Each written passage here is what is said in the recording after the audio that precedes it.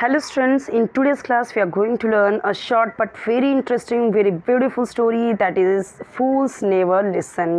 मूर्ख किसी की नहीं सुनते या कभी नहीं सुनते. मूर्ख जो होते हैं, बेवकूफ़ जो होते हैं, कभी नहीं सुनते किसी की बात को. So through this story we are going to see tough words meaning, word to word explanation, English कैसे ईजिली आपको समझ में आए, इसका correct pronunciation, proper reading. Okay, so vocab आपका अच्छा हो, आपके जो शब्द भंडार हैं वो अच्छे हों.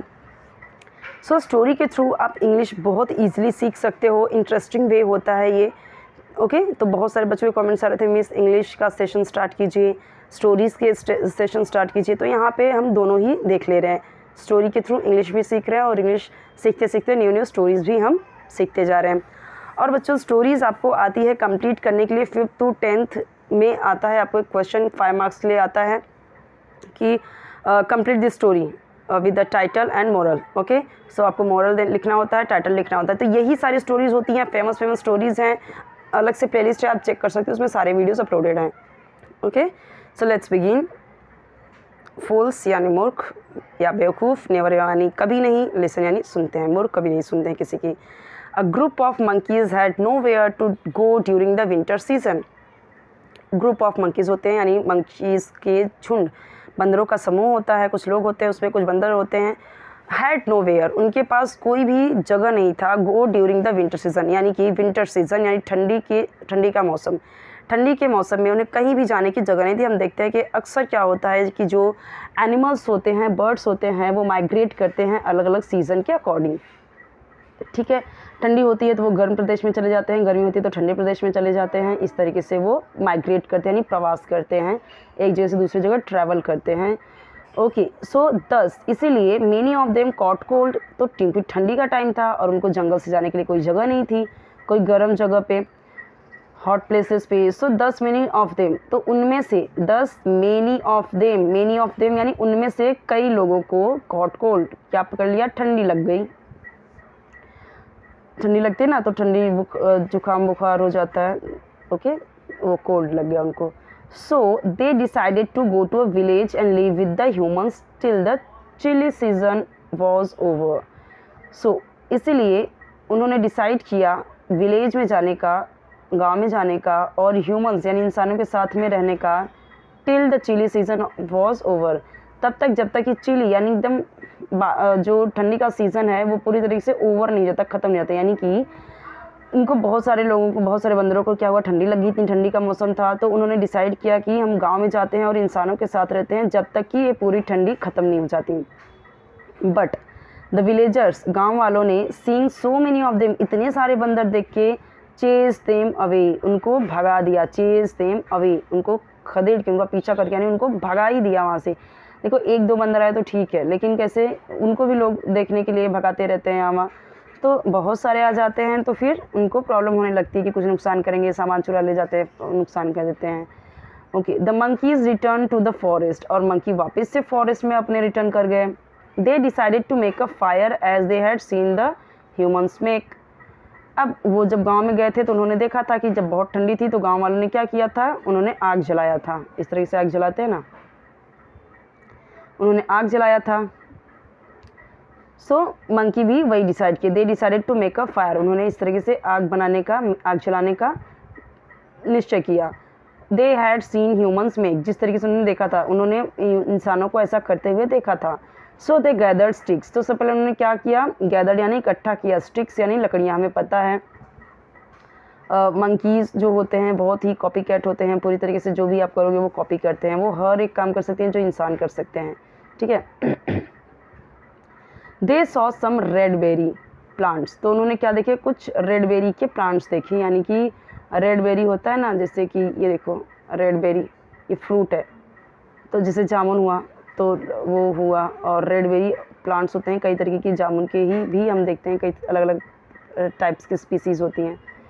सो वो उन्होंने रेड बेरी के प्लांट्स देखे. They mistook the red berries to be coals. Mistook यानी कि यहाँ पे उनको भ्रम हुआ या उनको ऐसा मिसअंडरस्टैंडिंग हुई. ये जो रेड बेरीज हैं, कोल, यानी कि जब उन्होंने गांव में देखा तो उन लोगों ने कैसे कोल रखा था, कोयला रखा था और उससे लकड़ी जला रहे थे. तो इनको क्या लगा कि वो रेड रेड जो था वो उन्होंने सोचा ये रेड बेरीज तोड़ के लाए, उनको जो जंगल में मिला वो रेड बेरीज लाए, तो उन्होंने उसको कोल समझ लिया, कोयला समझ लिया। They excitedly plug the berries and put them under the sticks. यानी कि जब उन्होंने रेड बेरी के पेड़ देखे तो उनको ऐसा भ्रम हुआ, ऐसे उनको गलत फहमी हुई कि ये बेरीज ही कोल हैं जो वहाँ पर उन्होंने देखा था गांव में। तो वो एक्साइटेडली प्लग्ड यानी तोड़ लिया the berries and put them under the sticks, उसको तोड़ लिया और स्टिक्स के अंडर उसको रख दिया, ठीक है, उसको जलाने के लिए। Then they blew air on the sticks but nothing happened. अब वो क्या करने लगे, ब्लू एयर, ऐसे फूंक फूंक के हवा मारने लगे, मतलब जैसे हम आग कैसे जलाते हैं, चूल्हे में कैसे लोग आग जलाते हैं, फूंकते हैं ना उसको ताकि आग जले, जैसे उन लोगों ने देखा था। दे ब्लू एयर, उन्होंने हवा मारी उसको स्टिक्स को, बट नथिंग हैपेंड, लेकिन कुछ नहीं हुआ, जला ही नहीं। द मंकीज गॉट एंग्री, अब मंकीज जो थे वो गुस्सा हो गए। A bird had been watching them, और एक बर्ड जो थी वो ये सब उनको देख रही थी, ठीक है, वॉचिंग देम, उनको देख रही थी। शी क्राइड, वो चिल्लाई, बोली वो, दोज आर रेड बेरीज, ये सब रेड बेरीज हैं, you can not light fire with fruits, fools. उसने क्या बोला, you can not light fire, तुम आग नहीं जला सकते फ्रूट से, तुम फ्रूट से आग नहीं जलाते, फूल्स, मूर्ख या बेवकूफ़ ऐसे बोलते हैं ना, फूल्स, दे आर फूल्स, ओके, इस तरीके से उसको बोलती है।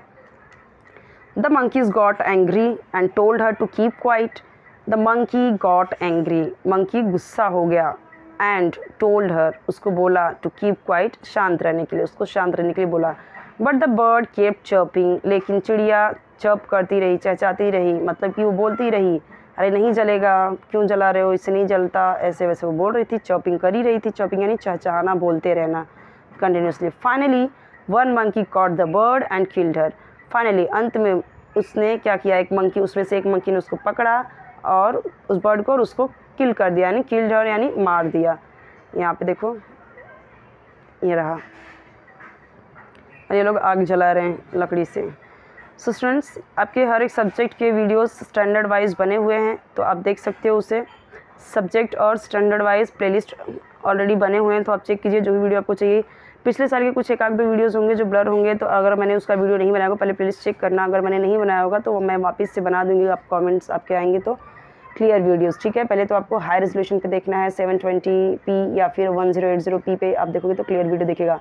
आपके तीनों लैंग्वेज के, हिंदी, इंग्लिश और मराठी के राइटिंग स्किल्स, उसके डाइजेस्ट के वीडियोस सारे कुछ अपलोड कर दिए हैं। इवन मैथ्स के भी डाइजेस्ट आंसर्स मैंने 4th स्टैंडर्ड से लेके 8th स्टैंडर्ड तक अपलोड किया हुआ है, आप देख सकते हो। आपको जो भी वीडियो चाहिए आप कमेंट सेक्शन में बताइए।